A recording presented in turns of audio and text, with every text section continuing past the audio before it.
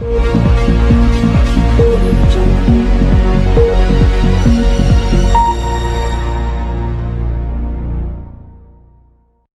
parole maintenant est donnée à notre cher ami Ben Issa. Shukran, merci.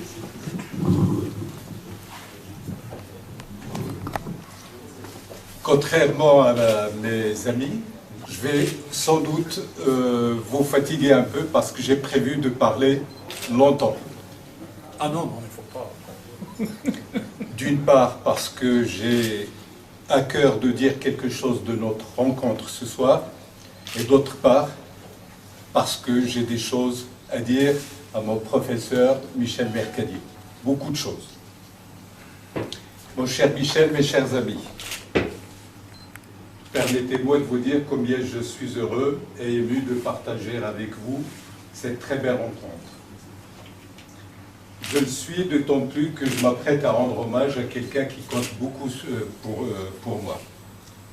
Quelqu'un, beaucoup le savent ici, est plus qu'un ancien professeur. Mais si tu me le permets, je voudrais dire d'abord quelques mots sur la rencontre que nous partageons ce soir.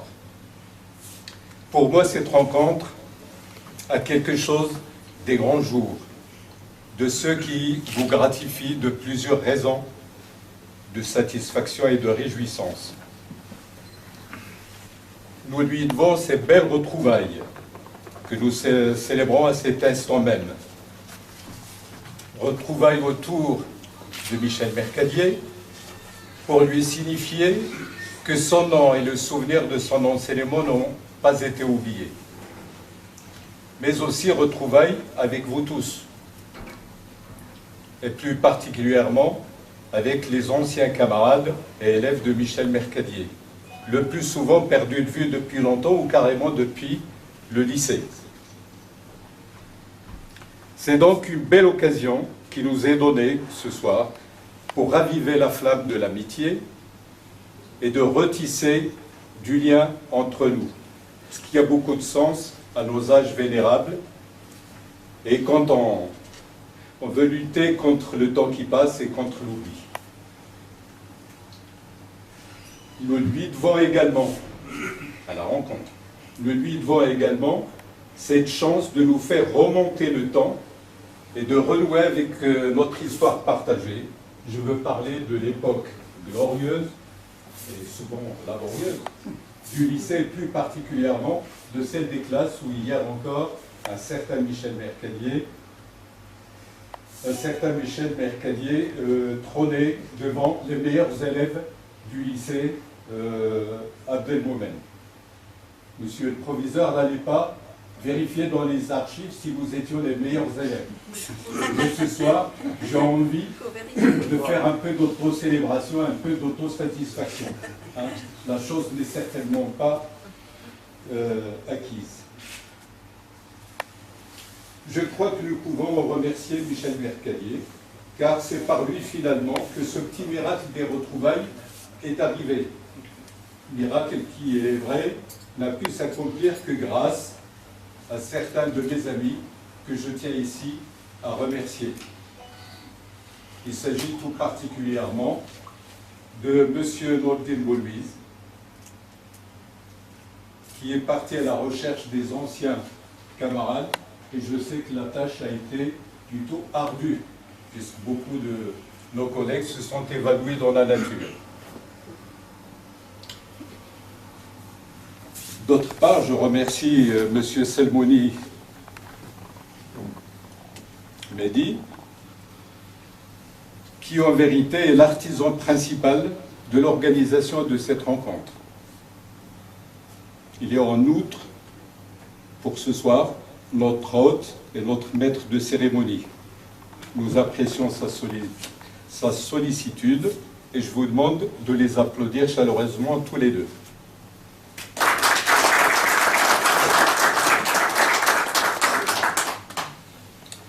Moi, c'est pas la peine de m'applaudir. Après.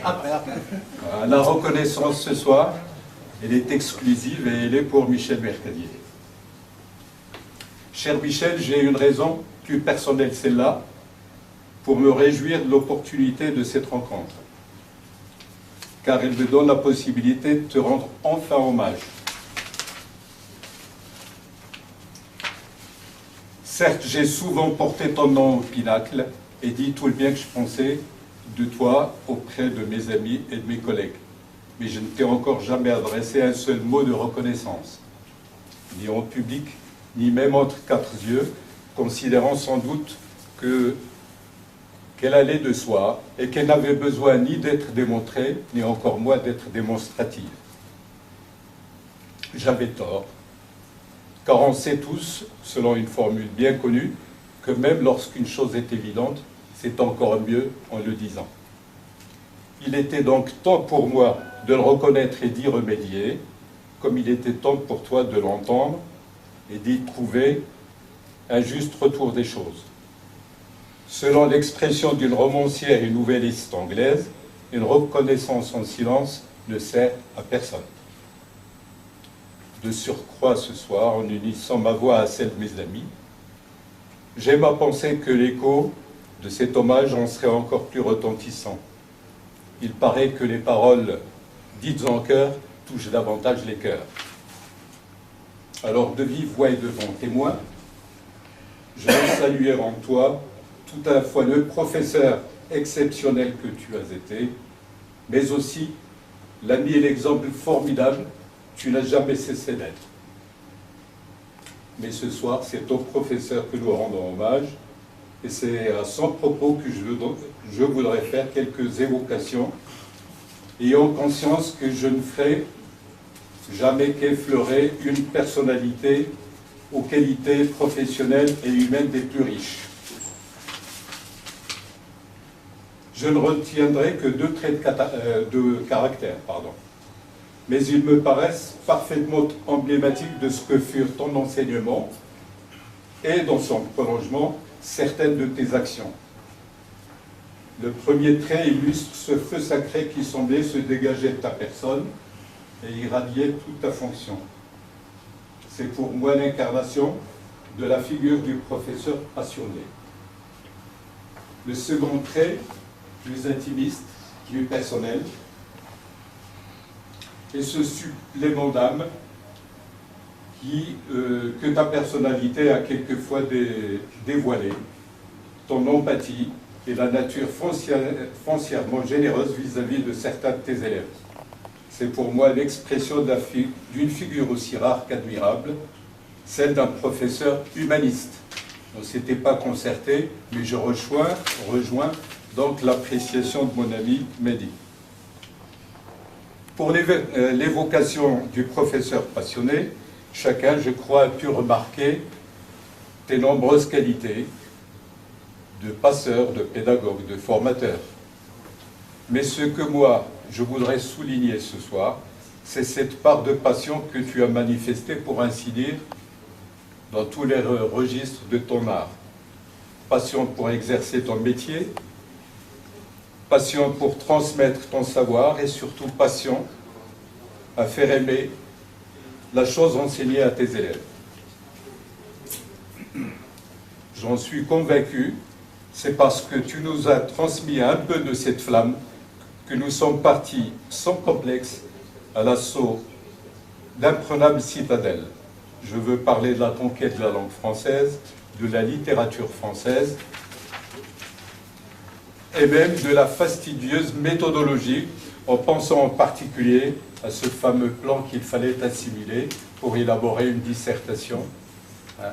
On se souvient tous du travail ardu que c'était, et qui est un équivalent de la dissertation en plus simplifiée.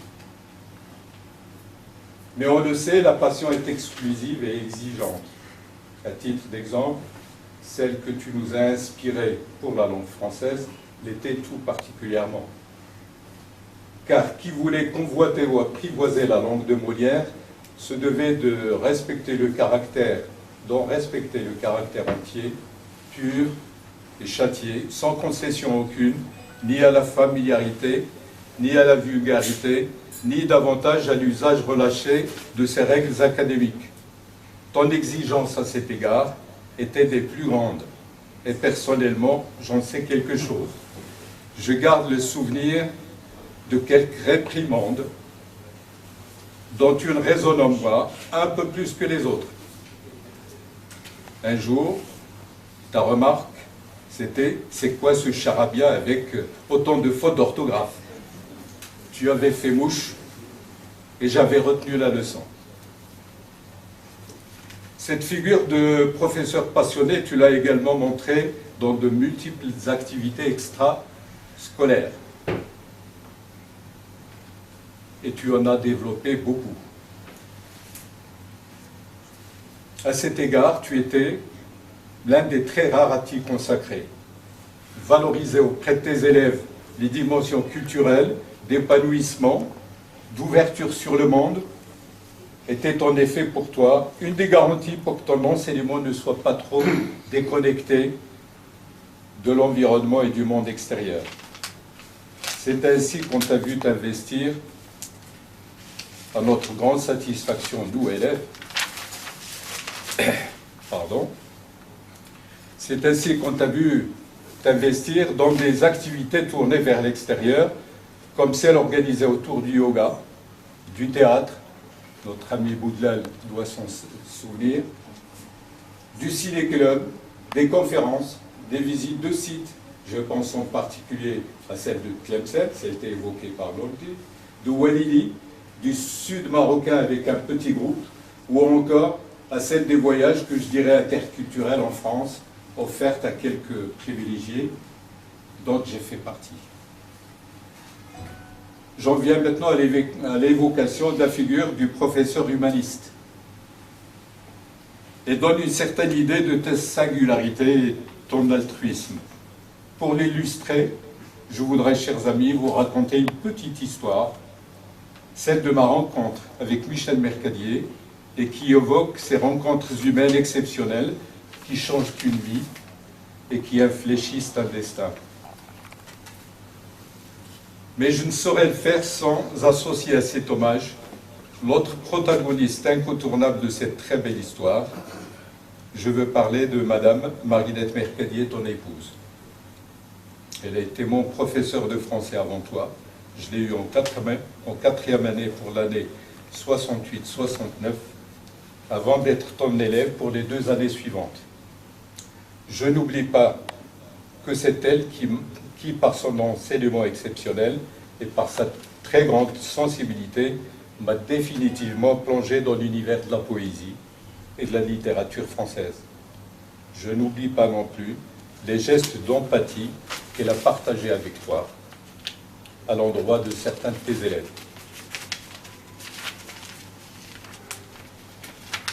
Excusez-moi, les 2 pages qui sont restées collées.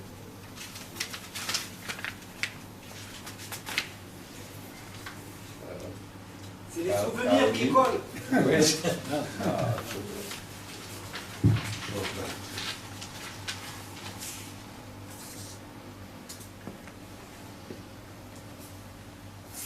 Alors je compte sur toi, cher Michel, pour lui remonter ma profonde gratitude et l'assurer de ma fidèle amitié. J'en viens donc à mon petit récit de vie. Je le ferai très court pour ne pas trop t'embarrasser en parlant en ta présence, ni trop lasser nos amis. J'avais, pour ainsi dire, abandonné les études en 4e année. C'était l'année scolaire de fin de l'année 1969. C'était, comme on disait pudiquement, pour des raisons matérielles. Je venais de trouver un travail dans une pharmacie, la pharmacie Semant, vers la Casa d'Espagne, pour ceux qui s'en souviennent. Et j'étais positionné pour devenir préparateur de pharmacie. C'est là que M. et Mme Mercadier, apprenant mon abandon des études, se sont manifestés et ont œuvré pour que je puisse retourner à mes études, disant vouloir éviter un gâchis. D'où la proposition inespérée qu'ils m'ont faite, qui consistera à me verser une sorte de bourse, compensant exactement le salaire attribué en pharmacie. Ceci jusqu'à l'obtention de mon bac, c'est-à-dire pendant 2 ans. Ça durera un peu plus, puisque j'ai bénéficié de ta générosité pendant 6 mois encore en France, à Besançon plus exactement, en démarrant mes études de lettres à l'époque. Qui plus est, la proposition de départ qui m'a été faite était assortie d'un voyage de découverte et d'agrément en France, ce qui à l'époque relevait de l'exceptionnel. Donc ce geste a laissé définitivement des liens d'amitié, des liens de famille entre nous. Et c'est donc grâce à ton soutien et à un moment fatidique que j'ai pu sans encombre aller jusqu'au bout de mes études et même au bout de certains de mes rêves.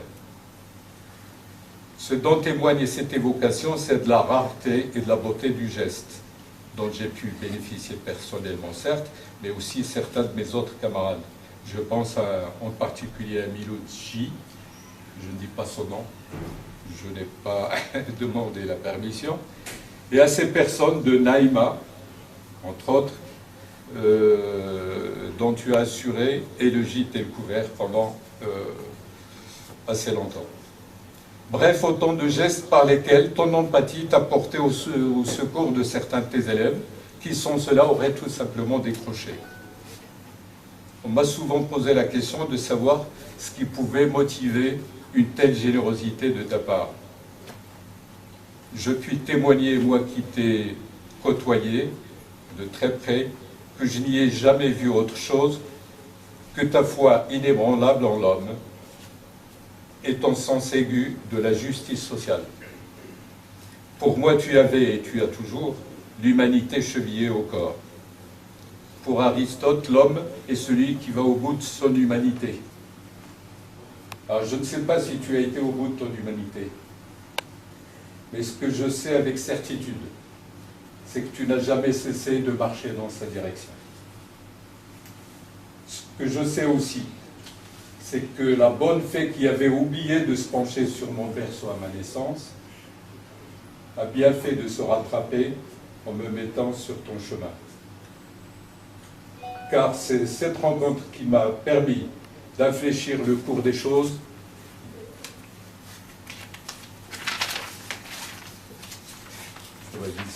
cette fois-ci, et de me construire, comme dirait Paulo Coelho dans L'Alchimiste, une légende personnelle.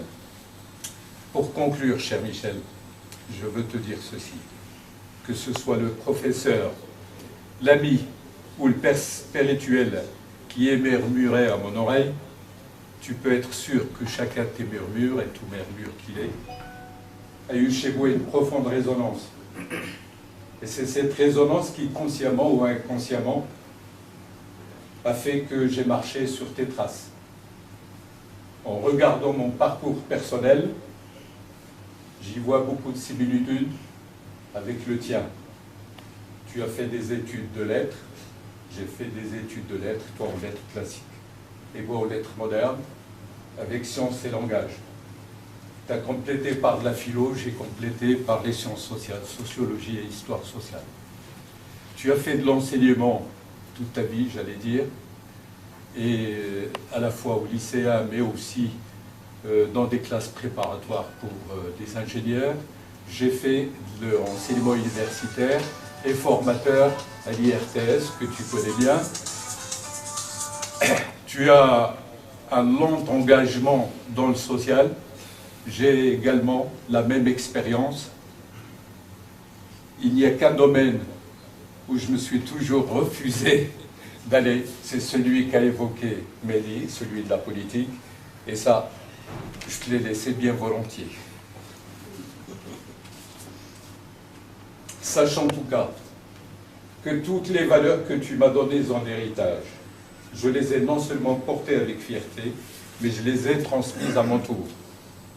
Et lorsque je les vois vivre aujourd'hui chez les miens, ou chez certaines des personnes que j'ai pu approcher, je ne peux m'empêcher d'y voir la perpétuation de cette chaîne des solidarités humaines qui porte ton empreinte et ton aura.